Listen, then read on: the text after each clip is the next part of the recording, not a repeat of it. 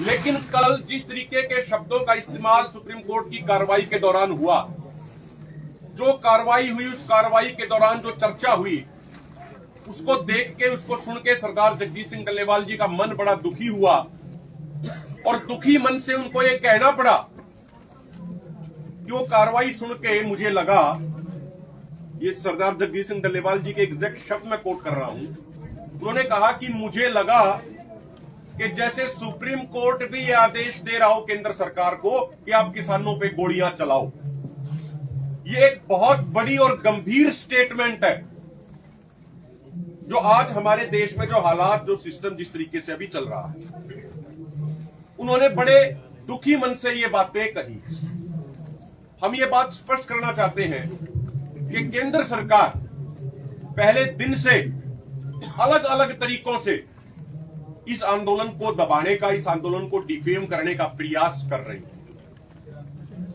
जैसा सरदार जगजीत सिंह डल्लेवाल जी ने कहा कि सुप्रीम कोर्ट तो वो संस्था है जिसके ऊपर सबका विश्वास होता है। तो हमारे दोनों फोरमों की तरफ से, सरदार जगजीत सिंह डल्लेवाल जी की तरफ से, हमारा माननीय सुप्रीम कोर्ट से यह निवेदन है कि जो केंद्र सरकार हमें दबाने का प्रयास कर रही है, कृपा करके माननीय सुप्रीम कोर्ट जो एक सर्वोच्च संस्था है, वो केंद्र सरकार के उन प्रयासों में जाने अनजाने में भागीदार ना बने। ऐसी हमारी उनसे हाथ जोड़ के प्रार्थना है, हाथ जोड़ के विनती है।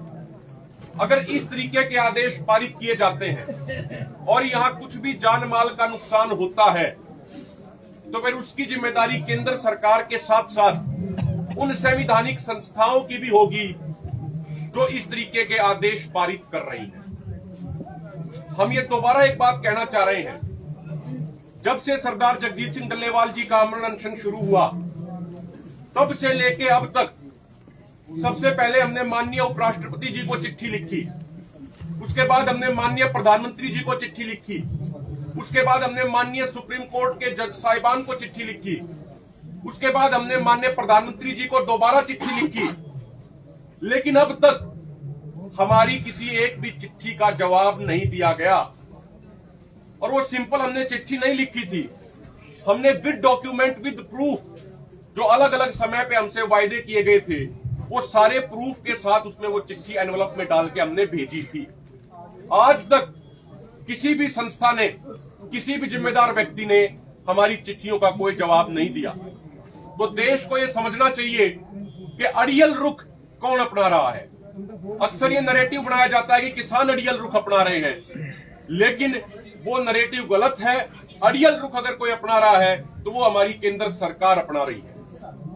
इसी समय के दौरान, इन्हीं 34 दिनों के दौरान, संसद की जो परमानेंट कमेटी ऑन एग्रीकल्चर है, जिसमें सभी पार्टियों के मेंबर ऑफ पार्लियामेंट शामिल हैं, उसने भी अपनी रिपोर्ट दे दी, जिसमें स्पष्ट तौर पे लिखा है कि एमएसपी गारंटी कानून बनाना चाहिए और उस कानून के हमारे देश की अर्थव्यवस्था को, खासकर ग्रामीण अर्थव्यवस्था को बहुत फायदे होंगे।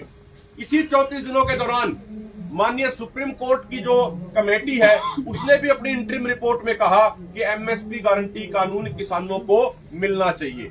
लेकिन ये सारी चीजें होने के बावजूद भी केंद्र सरकार किसानों की मांगों के ऊपर कोई संज्ञान, कोई ध्यान नहीं दे रही है। साथियों, अंत में एक दो छोटी छोटी बातें हम ये और ऐड करना चाह रहे हैं कि हम गांधीवादी नॉन वायलेंस के प्रिंसिपल्स के साथ अपना आंदोलन चला रहे हैं।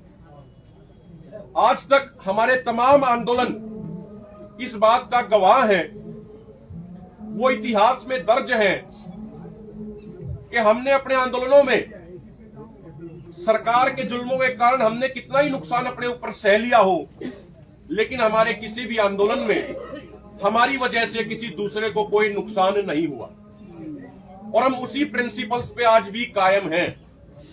अब सरकार को, संवैधानिक संस्थाओं को यह तय करना है कि क्या वो हजारों किसानों की लाशों के ऊपर से गुजर के जबरदस्ती सरदार जगजीत सिंह डल्लेवाल जी को गिरफ्तार करना चाहते हैं या नहीं करना चाहते। ये फैसला संवैधानिक संस्थाओं को और केंद्र सरकार को करना है और जो भी स्थिति परिस्थिति बनेगी उसकी जिम्मेदारी उन्हीं संवैधानिक संस्थाओं और केंद्र सरकार की होगी। ये बात हम बिल्कुल स्पष्ट करना चाहते हैं और अंत में देशवासियों से भी यह अपील करना चाह रहे हैं कि जो एमएसपी गारंटी कानून बनाने का जो ये आंदोलन है, ये अपने निर्णायक दौर में पहुंच चुका है। अब हम जीत की दहलीज के नजदीक खड़े हैं। सरदार जगजीत सिंह डल्लेवाल जी ने अपनी जान की बाजी लगा दी है। वो कुर्बानी के रास्ते पे बहुत आगे जा चुके हैं। अब हमें और आपको तय करना है, देशवासियों को तय करना है कि घरों में बैठना है या सरदार जगजीत सिंह डल्लेवाल जी की सुरक्षा, उनकी पहरेदारी में अधिक से अधिक संख्या में मोर्चों पे तैनात रहना है। अगर हम आज अधिक से अधिक संख्या में यहां नहीं पहुंचेंगे तो फिर सिर्फ अफसोस करने के अलावा कुछ और नहीं बचेगा। इसीलिए हाथ जोड़ के प्रार्थना है, जो ये आंदोलन अपने निर्णायक दौर में पहुंच चुका है, एमएसपी गारंटी कानून बनवाने की लड़ाई बहुत निर्णायक दौर में पहुंच चुकी है। इस निर्णायक दौर में हम मजबूत से मजबूत स्टैंड लें।